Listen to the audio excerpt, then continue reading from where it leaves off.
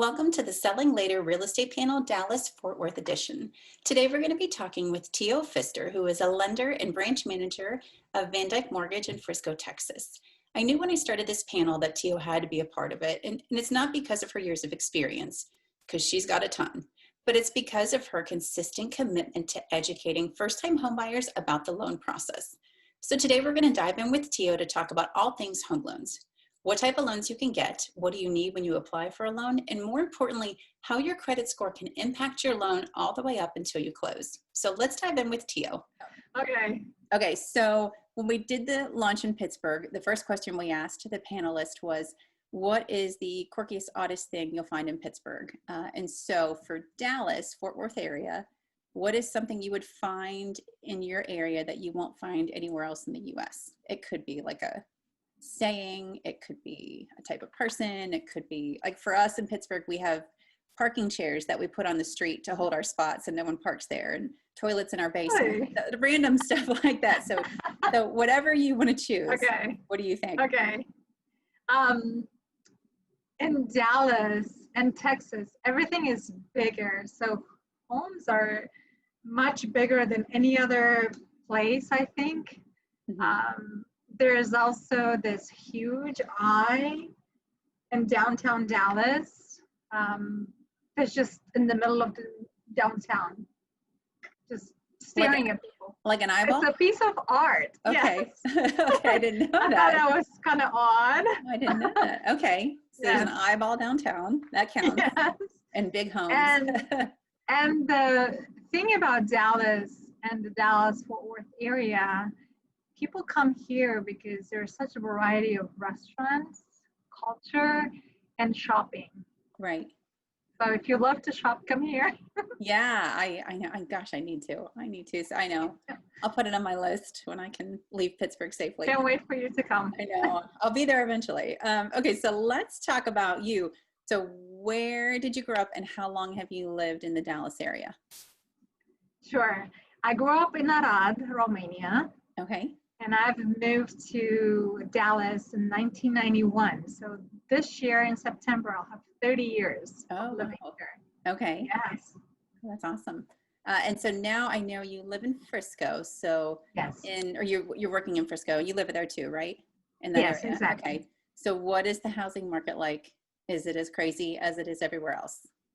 It really is. The Frisco market is a booming market. So much happening here. A lot of companies chose to come here in this area. A lot of headquarters moved here. Toyota moved here from California 2 years ago, and that really changed the whole structure, the whole outlook on the market here.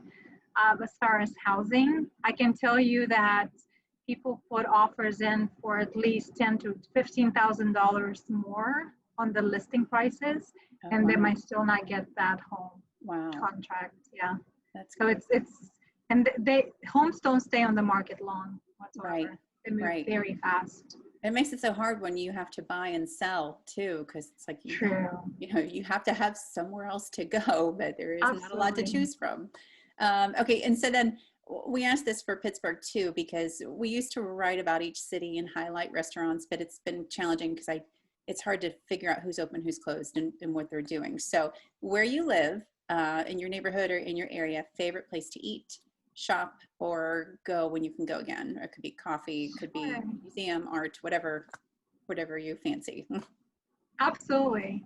So I'll mention some places that I love to go in the Frisco area just because they're close by. There's a couple coffee shops. There's Kona Coffee, and there's also Summer Moon, which has this amazing creamer that they add to their coffee. Oh. Both places, amazing atmosphere. And then if I wanted to go for a brunch or lunch, Up Inspired Kitchen is a really cool place, has really good vibes. I feel like sushi, there's Coda, really cool place as well. Test Up Pizza, if anybody wants to check out pizza places around. So there's really there's a variety of restaurants for sure. Great. And what's one thing you can't wait to do again? Other than travel? I think we all would love to say that.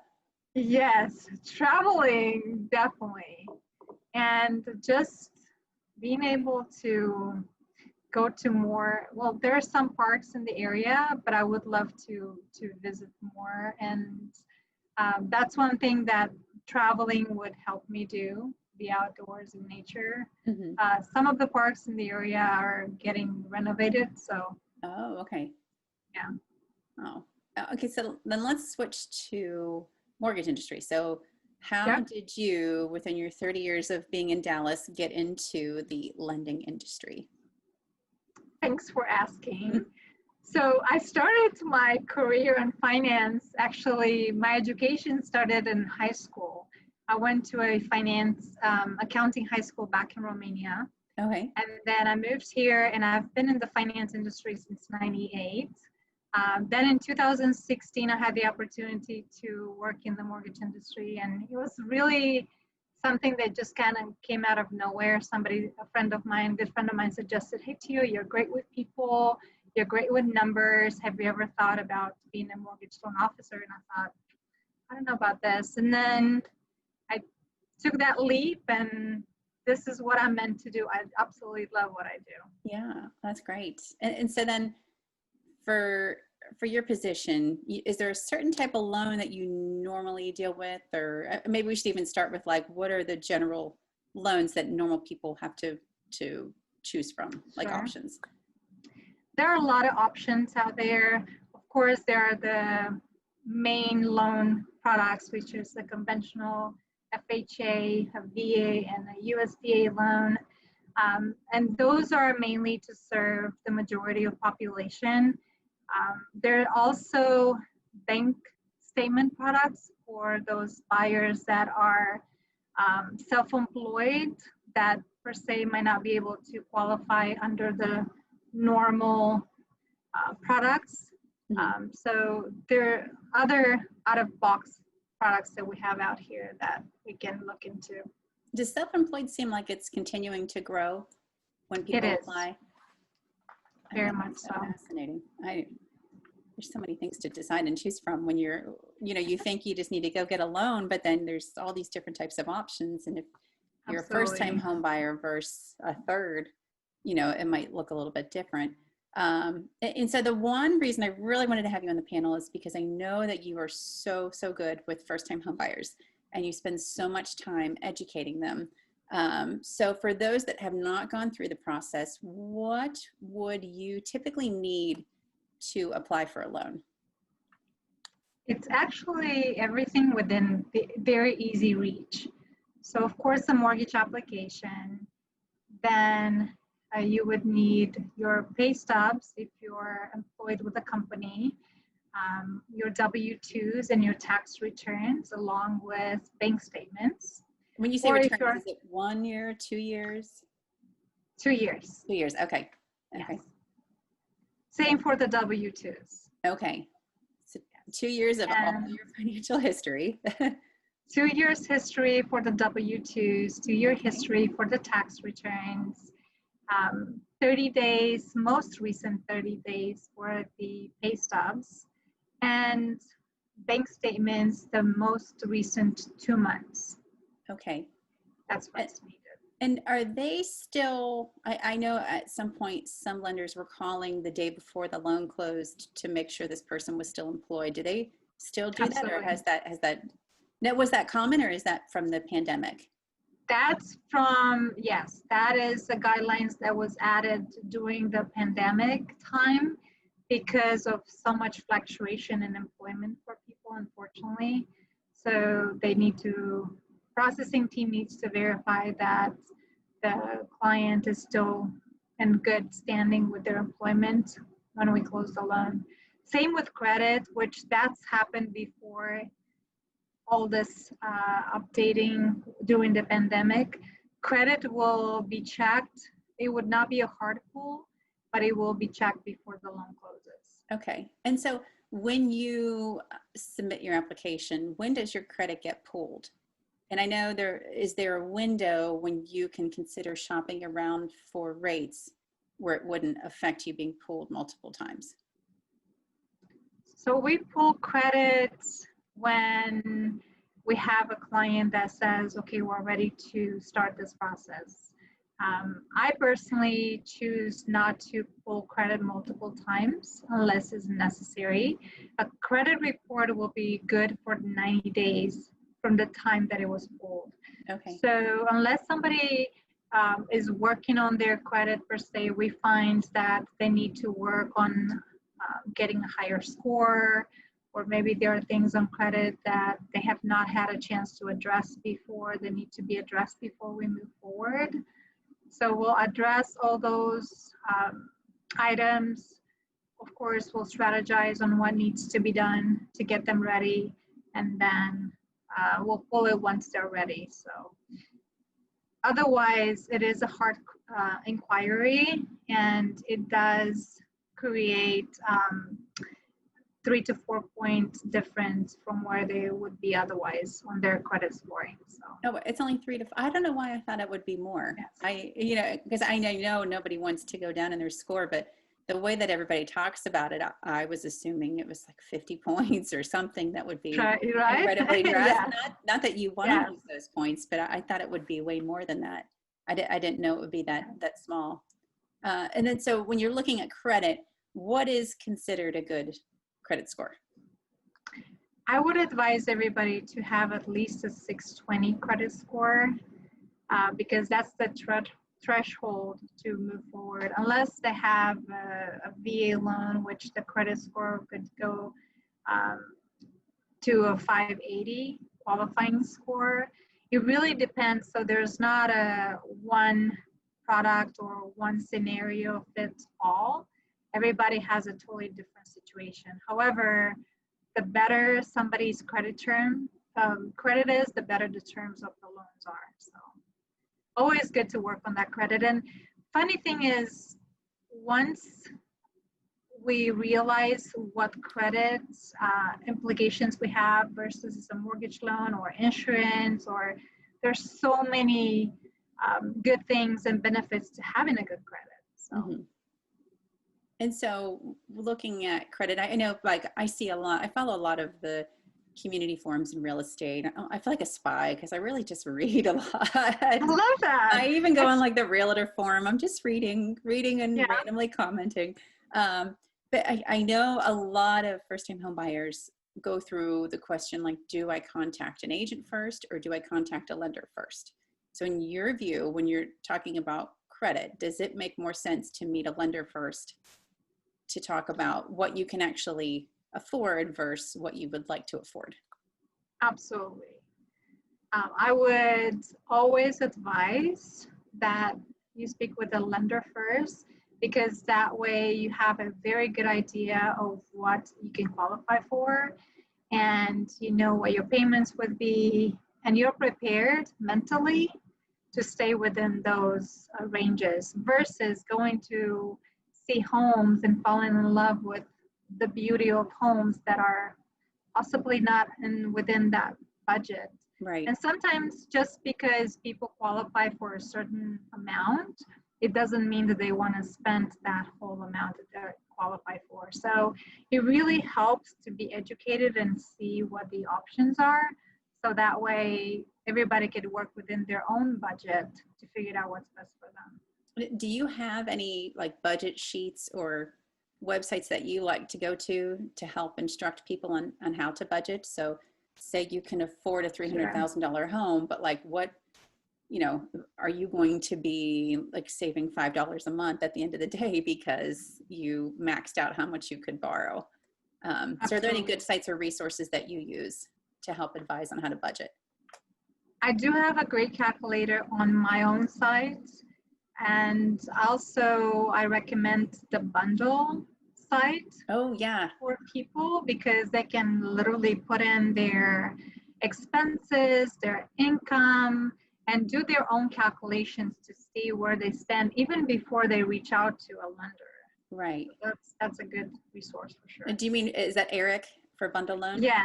They are set. For those that don't know, Bundle Loan, it's a newer company in Charlotte. Correct, Charlotte. Yeah, they're supposed to be on our panel. I should know what city they're in. And they let you look around and understand what you can afford and view mortgage lender rates without having to put your phone number in. Because I know on most other sites, especially sites that aren't directly talking to someone like Teo, and it's a Quicken or a Rocket where it's like an immediate, your phone number is shuffled off to probably more than one person that's going to call you It is. over and over and over and over again. So if you go that route, get a fake number to prepare yourself. But I know that Eric tried once. He got a burner phone, Eric from Bundle, and he got 54 phone calls, I think, when he submitted for an application through one of the bigger sites. So, and I think that's part of the reason why I really wanted to have you on the panel is I know there are convenient options. There isn't all real estate forums, but working with someone that is local that you can talk to at all times, I think is really important because your agent's not going to really know all the pieces to the lending process. The one thing I think I missed and I wanted to touch upon is your credit score while you're going through the process of closing on the loan. Things you should not buy or do during that process is what? Please, yes. Please do not apply for any new credit cards. Do not go buy a new car, co-sign with a friend, be late on a payment, transfer between credit cards because one credit card offers you a zero interest rate on a balance, right? Because that could really create some chaos when it's not necessary. I would say anything that you want to do in addition to getting a mortgage, wait until that mortgage process is completed, even buying furniture. I was gonna say, what about like appliances and yeah. No, go look and mark those items that you want to purchase afterwards. And then once your loan is completed, then by all means. Right. And are there any key tips you have for people to raise their credit score or things they can focus on? Like what is the biggest impact improvement wise?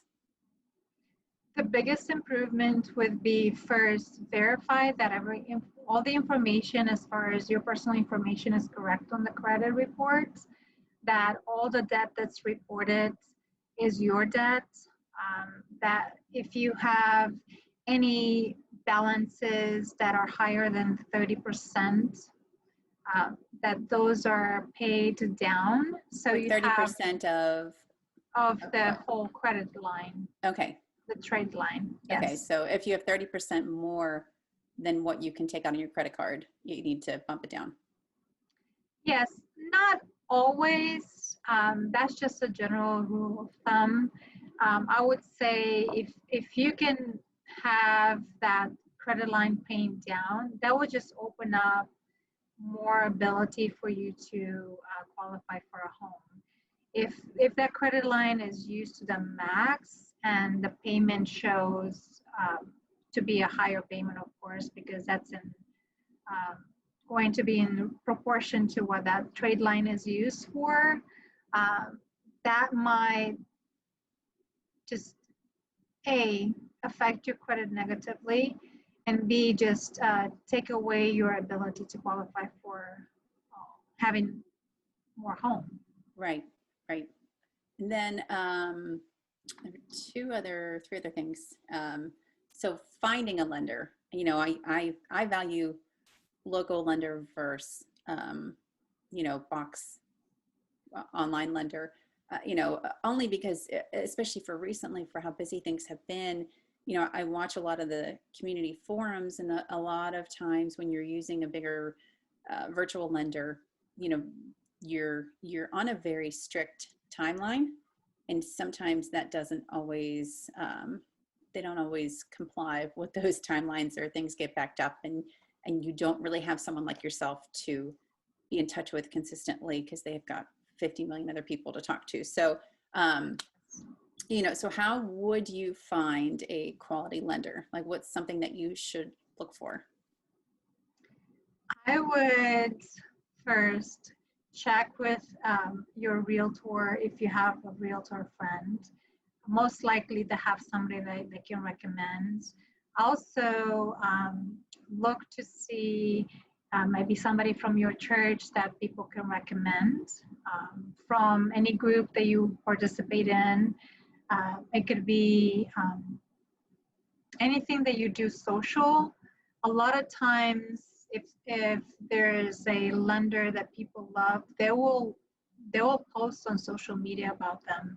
Mm-hmm. And those lenders, I personally love to educate, so I do put content out there, just to share tips or just advice as far as mortgages are concerned. And it's always, just because somebody recommends a person, always do your due diligence. You want to make sure that they communicate well, that you have a good rapport with them, that they explain things to where you understand. There's a trust that gets to be built between a client and their mortgage loan officer, because yes, it could be a very quick process, but in order for things to go smoothly, everybody gets to communicate. And for me personally, it's very important that the clients that I work with have a very good understanding what they are signing for when they sign on that dotted line at the end. Right. I want them to understand what their payments, interest, anything that has to do with their mortgage. I want to make sure that they know it when we close a loan, and also going forward that they have a resource and me to any questions they have, that they can rely on me to be there to help them out. So Right. I think that's important. I think that's really important, especially when I think, we're all probably guilty of breezing through sometimes like terms, agreements, and forms, and it's such an overwhelming process. You're making the biggest purchase of your life, and it's a lot of papers. So, to have someone to walk you through there, I think is really important. And the one other thing I wanted to ask, because I love to ask lenders, like, what resources do you use to follow the market? Because, nobody really knows what to expect. And again, you look at opinions on forums and people share what they think, but like as a lender, what resources do you typically follow to get ideas of what trends might be coming up? So of course, there are the experts that I admire in the industry, and one in particular, Barry Habib.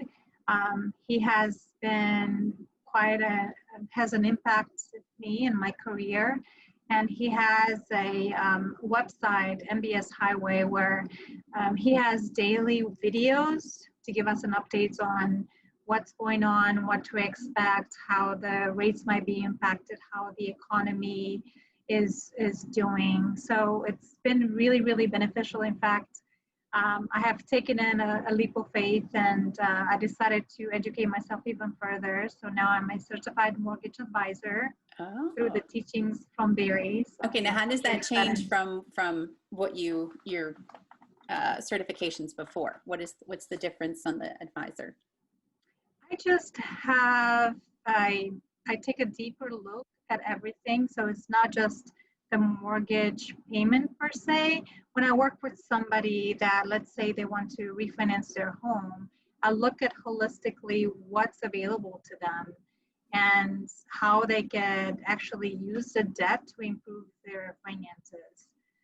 So it really is not just for the moment, is taking a look to see how this one transaction could benefit them in the short run and in the long run, and advising people from that perspective. So it's not just about the rate, it's not just about the term, it's really taking a picture through everything that they have as far as their finances are concerned. Right. So being an advisor, really.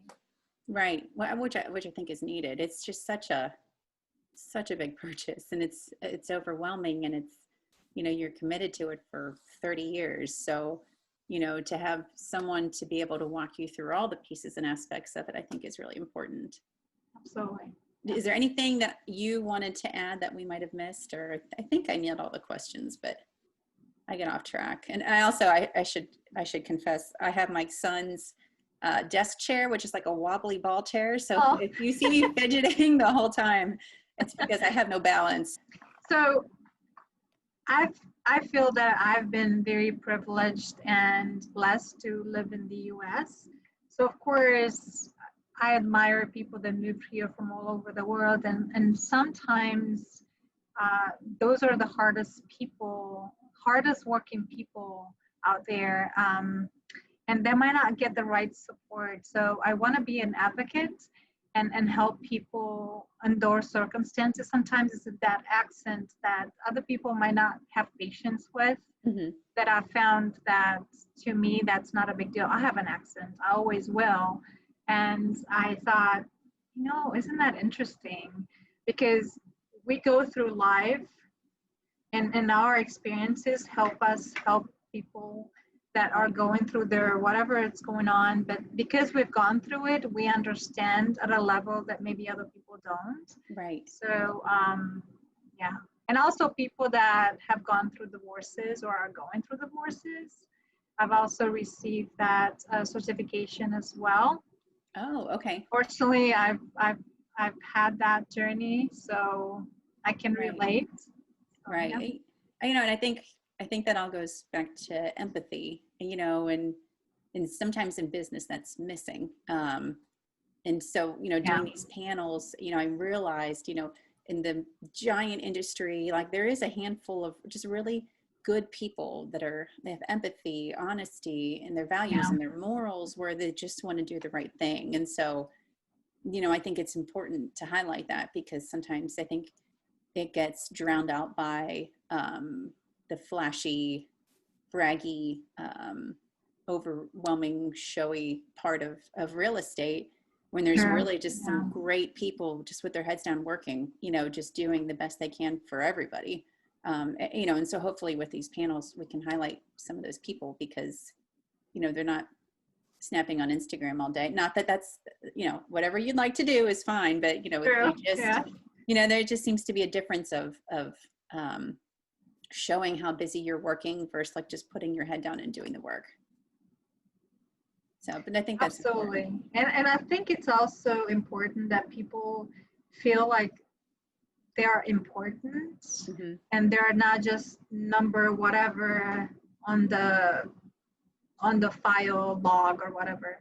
I Right. want people to feel special when they work with me and that they matter. Their Right. loan matters, their life matters. I want to listen to them and help them to achieve whatever it is that they want to achieve and listen to their why and work from there. Right. Because I get to do that, and what an amazing thing it is that I can. However, it is not my loan, it's their loan, their house. Right. So at the end of the day, I think that's important. Right. And for you to be in this industry for this long and to still carry that, I think is important because I think sometimes people after so many years forget like every first time home buyer, it's like a brand new experience for them. And what is common to Yeah. you that you see all the time isn't to them. And it could be overwhelming and scary. Yes. So I think it's great that you continue to have that mindset of just, every time is a first time, I think it's great. Absolutely.